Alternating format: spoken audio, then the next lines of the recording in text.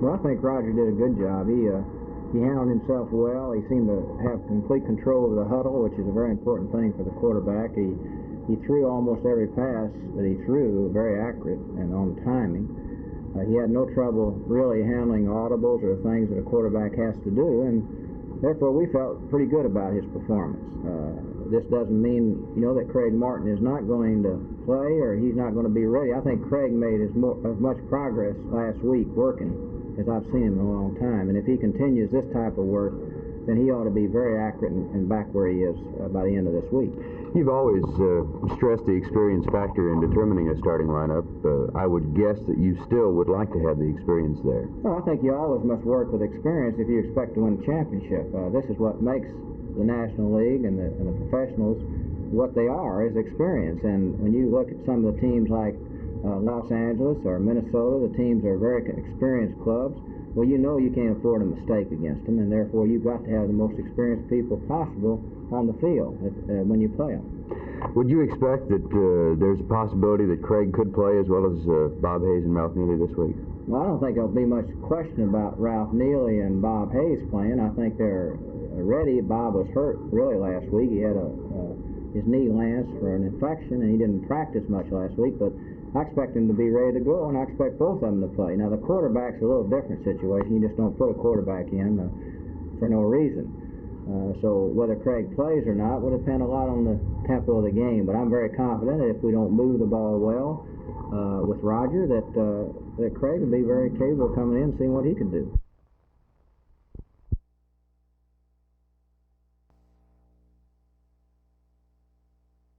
Joe, what has the Executive Committee of the Pleasant Grove Chamber of Commerce decided to do about the action taken by the school board today? Well, we have decided to issue a statement that we feel like the Dallas Independent School Board has not kept faith with citizens of Dallas by the continual postponement and avoiding an appointment of school board member to fill the vacancy created by the resignation of one Jerry Wheat. Tell me this, just why didn't they appoint a replacement for Jerry Wheat today? Is there any one real reason why, in your opinion? In my opinion, yes. I think that it is boiled down to nothing else but politics.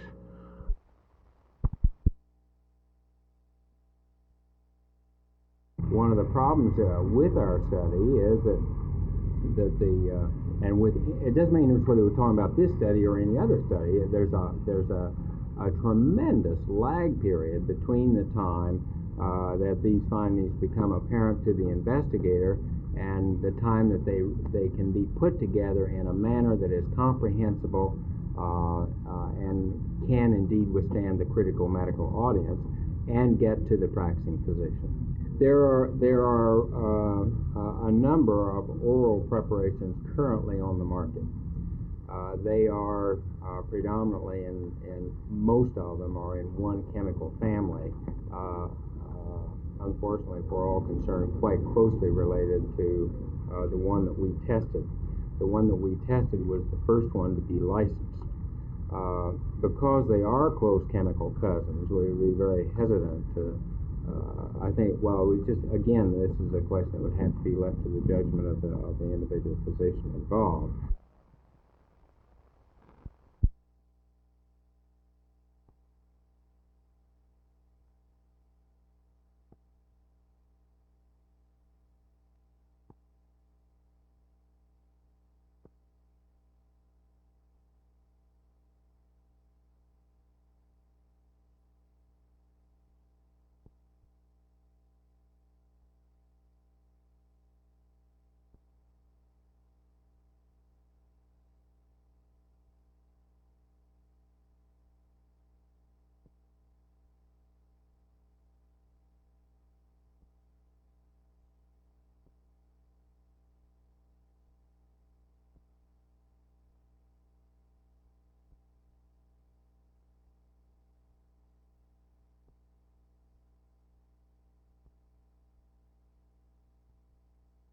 Buildings.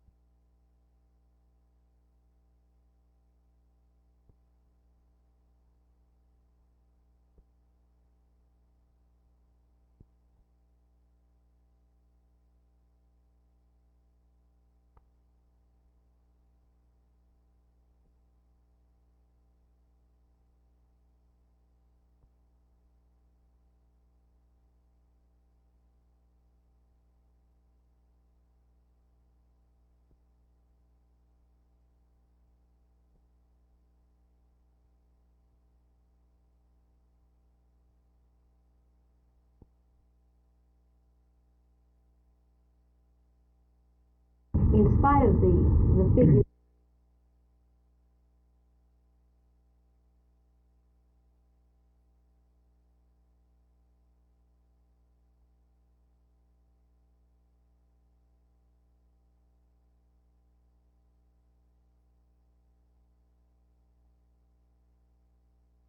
I don't think so. I think basically what we're saying here is that we have a rather fragmented federal delivery mechanism, as you well know, and that we may have as many as 3 or 4 agencies of the federal government giving out family planning grants or handling daycare centers or child care, Head Start programs, and so on, to bring us together in an effective use of federal resources directed toward that first 5 years of life. I think, without a doubt, in the years to come, you're going to see a great deal more interest taken in preschool-aged children. Do you feel then, Dr. Green, that we will eventually have some form of socialized medicine from birth to death? No, I still don't think that's possible in this country. But I do feel that we are going to have what we have developed in the economic area, and that is a pluralism that is really a combination of private and government sector.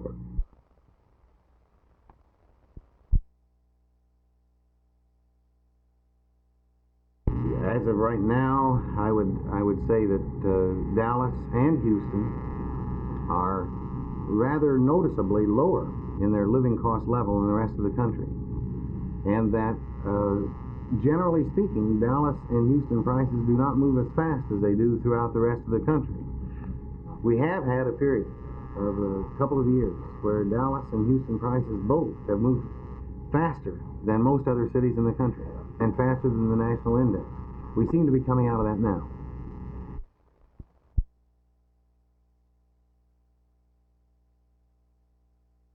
There are reported to be 20,000 persons employed here in the south and middle sections of Texas Instruments Incorporated. And here is shift change time today, and as these people leave the parking lot, 1,210 of them have realized a sad truth. They have been told not to come back tomorrow. Thus, the county's largest employer has laid off a large number of its employees. We tried today to go inside the fences and talk with some of these people to get their thoughts and their ideas, but the officials at Texas Instruments denied us that privilege, saying this was private property and that we were not welcome. And thus, here we are, on the outside, looking in, as many of these employees will be tomorrow. It's a sad state of affairs that these people have been laid off, but one economist said today it will leave no major impact on the Dallas-Fort Worth area. This is Jim Mitchell, Channel 8 News on the Move at Texas Instruments.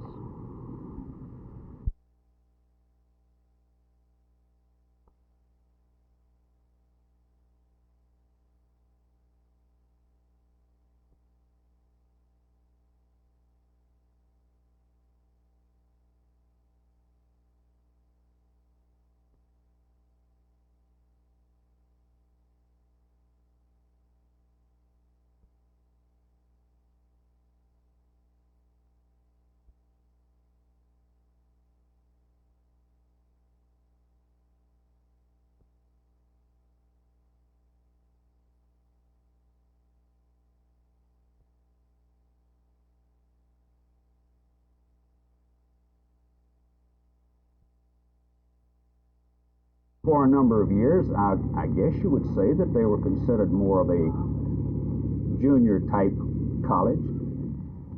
But as years have gone on, and they've found that the largest percentage of our school teachers and college professors in our Negro schools come from our Negro colleges, we well recognize the fact that there's a need for them. Well, I really don't like to talk in terms of power blocks and the power of the student body, because the whole idea of the governance plan that we've adopted is one of shared governance. And the single philosophy is that there's no decision in the university that does not affect all 3 segments, faculty, administration, and student body. And I'm hoping that we will work together as a university community rather than the students here and the faculty over here in a set of confrontation politics, because I think this is contrary to the purposes of the university of being an academic community where we have a free flow of ideas. And I think when you get this polarization of groups, certainly you do not have that.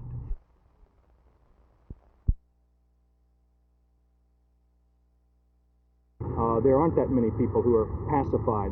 Our area is called pacified, and yet Viet Cong walked through my hospital the other night, 4 weeks ago, shot one of my village medical assistants only because he was dumb enough to step out of his room. We knew the VC were there, and we have learned that the best thing to do is stay in our rooms. No, the Viet Cong are all over Vietnam, and if they do not develop land reform, develop some of the resources that are so vitally needed, like electricity and job opportunities and lumber mills. The only lumber mill in Tuan Duc Province, Lam Dong District, was built by the Viet Cong. You can't imagine how loyal those few people are to the Viet Cong just because they've got a job in a lumber mill, not because they know diddly squat about godless materialism.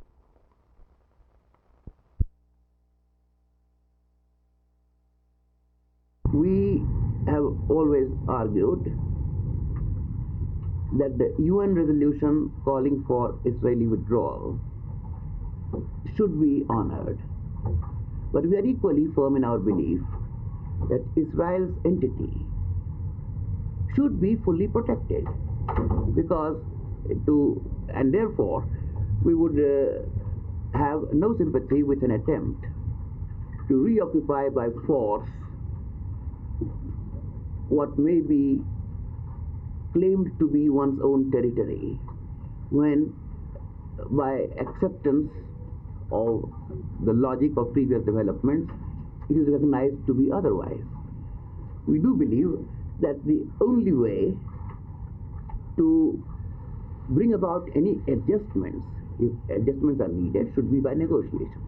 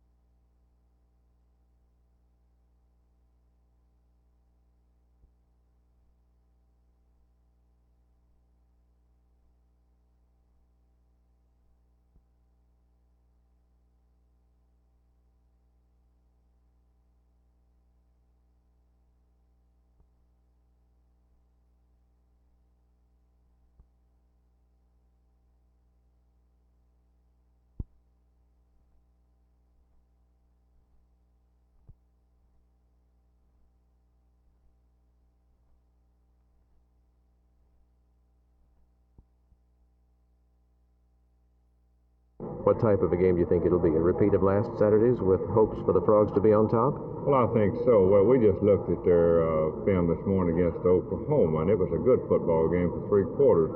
I think the big thing is they're extremely large on defense, and they're going to be tough to move, but I think we can throw on them, and it should be a really interesting football game.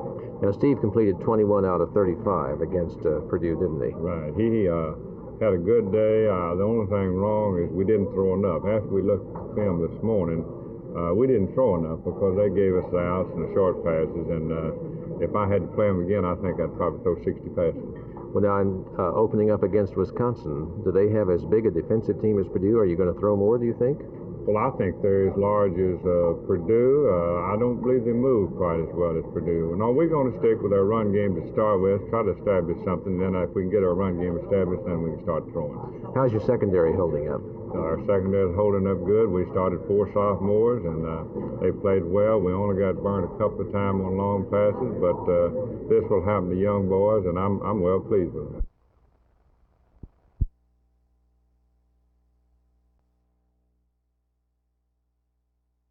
At a time in our history when natural beauty is really at a premium in America, and when many Americans spend many hours going places to find an opportunity to spend a leisure hour or two looking at the trees or watching the grass grow, something of a paradox has developed in West Fort Worth.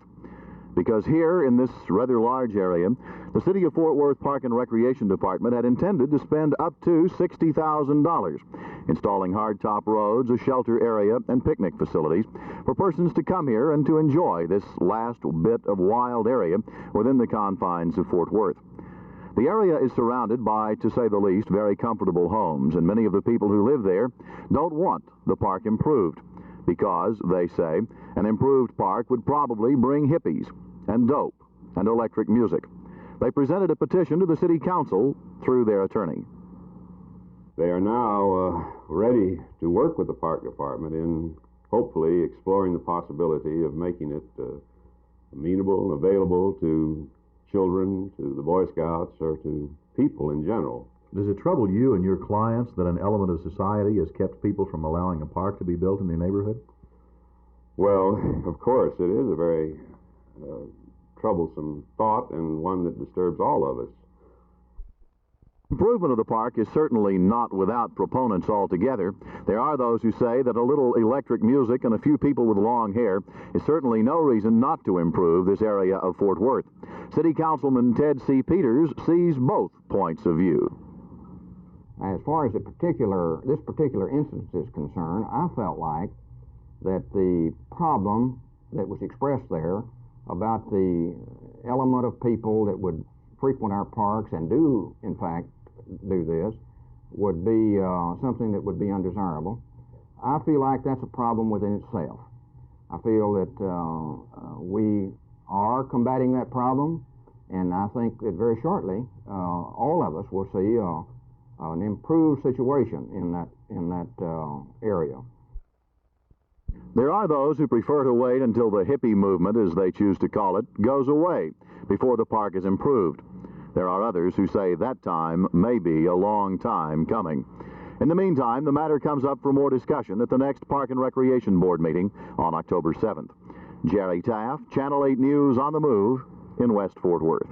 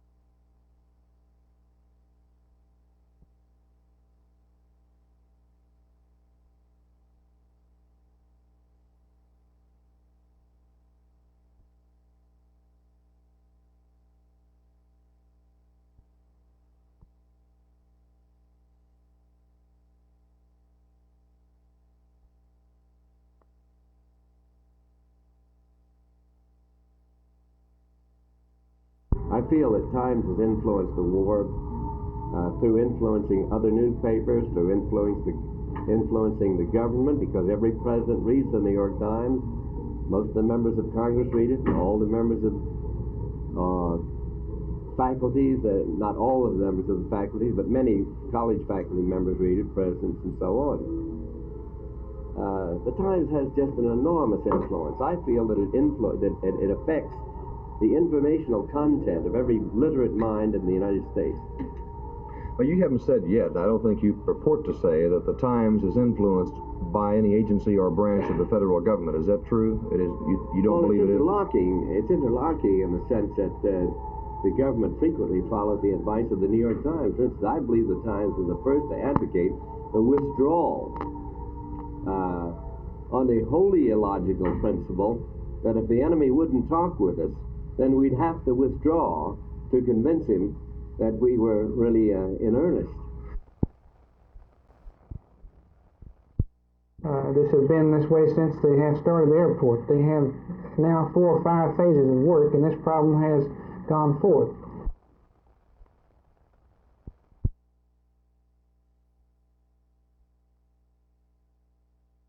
In calling the second White House Conference on Aging, President Nixon declared, and I quote, "We must explore and carefully consider a variety of suggestions for helping the more than 19 million Americans who are now 65 and over, and the many millions more who will soon be in that category, to live healthier and more productive lives. We must find better ways for our society to tap their wisdom and talent and experience." That's the purpose of this meeting today at the Texas Bank.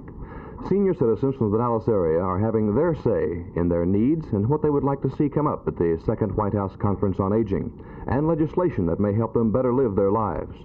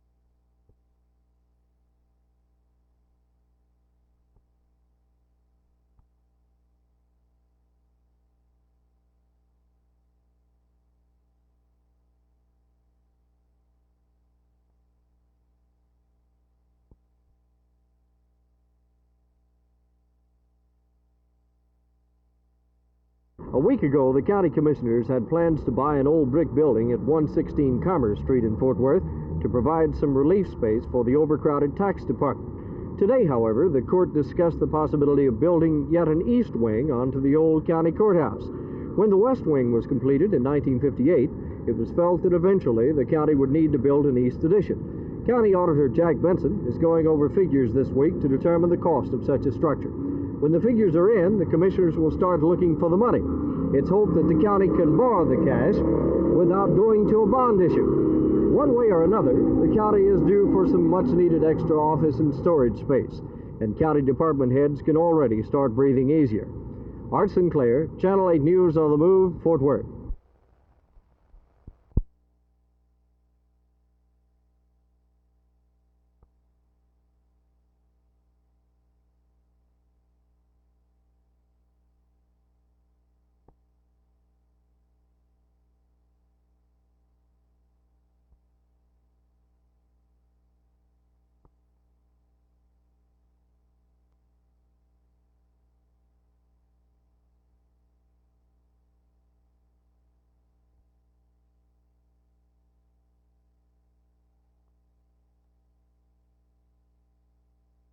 The city councils claim that the board should have its own autonomous power, and the board is refusing to take that power and is passing it to the city councils. In essence, that's it. They have a regional or executive director of the airport board, but he has not seen fit to make any final decisions. And we're not even sure at this stage who is the man or group of people we should be really talking to as to asking them to make the decisions. We appear before the city council in hopes that some body will come forth and say we are the ones to make the decision. You look to us, we will analyze the wages, we will make the determination, and this will be final. And until you find the person in charge, you can't really negotiate for wages. Yes, that's correct. We have lost 13 men since the first part of 1969. This was 13 men at the date we had our survey presented to the city council and to the city manager. Since June now, we've lost 3 more. 2 of these being experienced firefighters. This brings a total of 16 men since 1969.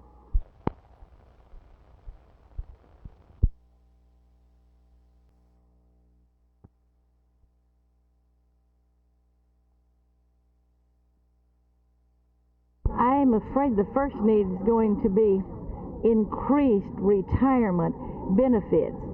Many people have such limited incomes that they are facing a real problem of existence rather than living. Taxes are rising on every count, and I feel like people on a fixed income can ill afford the taxes, the rise in taxes. The plans have been made on this income, and now to have a big jump, a double in the local taxes and federal taxes, and then all of this taxing on checks and things like that at the banks, all the charges, every charge they have being taxed is the thing that's going to be of primary importance to all elder citizens.